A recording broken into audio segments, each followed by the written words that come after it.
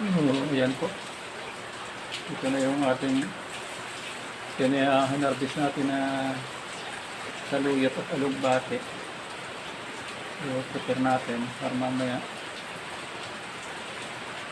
Yung saluyot po hindi po common dito sa Bicol. Hindi kinakain mga Bicolano to. So, ako lang yata. Kaya kung bibihira mo nagtatanong yan dito. So, ito ang maswerteng pantanim kasi hindi siya hinihingi, hindi rin ninanakaw. Hindi kagaya ng ibang tanim na pagtalikod mo ay nawawala. So, ito, tayo lang. So, yan, magandang hapon po, maulan. Maulan po na hapon, kaibigan, mga kasama, mga kapatid, mga ka-FW, mga farmer.